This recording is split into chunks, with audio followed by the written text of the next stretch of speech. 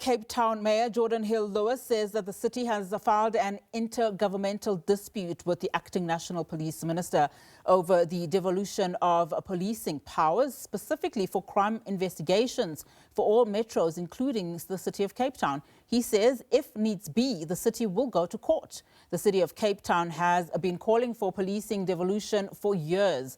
SABC News journalist Vanessa Poonah and Nhlanhla Faso have more for us. Town Mayor Geordin Hill-Lewis has made an announcement in Bishop Lavis a short while ago about what exactly the city will be doing going forward in its years-long quest for the devolution of policing powers. He says that the city himself has now filed an intergovernmental dispute with the acting police minister, Firoz Kachalia. I'm bringing in Cape Town Mayor Geordin Hill-Lewis right now to explain to us what exactly this dispute is, how long the process will unfold. And what he also said just now in a media briefing is that if needs be, the city will take this matter to the courts. Mayor, good day to you. We know that you've been calling for the devolution of policing powers, specifically the powers of criminal investigations. Now you've taken your fight, I suppose if one can call it one step up. Please explain that to us. Why this, filing of this intergovernmental dispute? Where to from here? Yeah. So literally for years, I've been the mayor for 4 years, and I immediately started with the then minister, that was 3 ministers ago, asking for this, the expansion of our metro policing powers to include investigatory powers. And minister after minister after minister has been very supportive behind the scenes. We've even had support from senior SABC officers, as we've heard, the provincial commissioner and so on. But nothing has happened. And we've asked and pleaded and written letters and had meetings and had friendly conversations. But eventually, at some point, you've got to get action. We cannot wait any longer with the unacceptably low levels of investigation and convictions that we are actually having in Cape Town and indeed in South Africa. So we are going to do something about it. And this launch of this dispute now means the law is clear.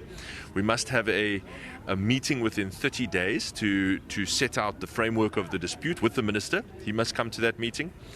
And we must see, is there a way that we can agree to resolve this dispute? And if there is, then it can proceed. If there's just a fundamental disagreement, which I hope there isn't, then we must they must say so, and we must proceed to court. But we will carry on this fight until we win it to get those investigation powers. You've mentioned it just now, Mayor, as well as the Medical Member for Safety and Security, about the absolute horrid conditions that people, specifically in the Cape Flats, in gang-ridden areas, are living under. Daily shootings. I think there were 2 mass shootings over this weekend, if I'm not mistaken, yet again. And you're talking about people that have been arrested by Metro Police who end up walking the streets again a week later. Yes. You talk about a 5% conviction rate related to illegal firearms, and you're saying that this is unacceptable. It is completely, I'm sure that every South African must surely agree that that is completely unacceptable. You arrest 100 people with illegal firearms, and only 5 of that 100 get convicted. The other 95 go free for one reason or another, but mainly because those cases cannot be properly investigated. And by the way, I get it. I'm not saying that every police SAPS detective is bad.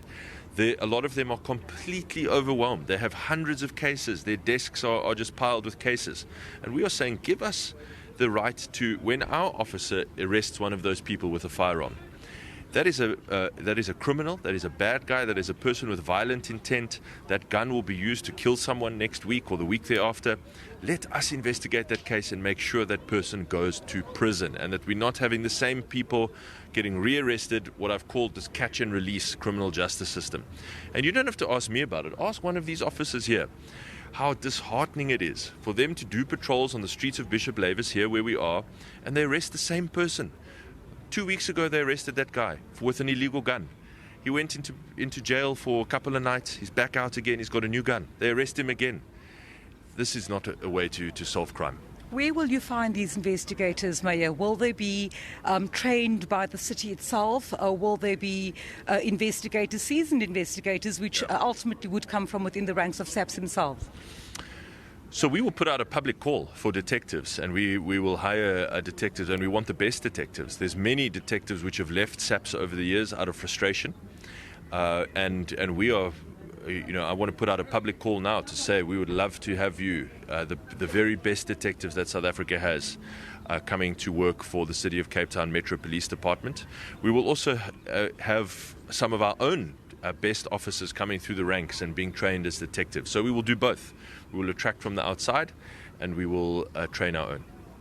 Thank you so much for speaking to me, Cape Town Mayor Geordin Hill-Lewis, just giving us an outline on the intergovernmental dispute that has been filed against the acting police minister Firoz Gichalia today, and also outlining the process and saying that this will not just affect the Cape Town Metro's ability to have those crime investigation powers, but also it will then ultimately lead to any city and metro across the country to be able to engage in that space, which is currently reserved for the South African police only, but hoping that this intergovernmental dispute will change that.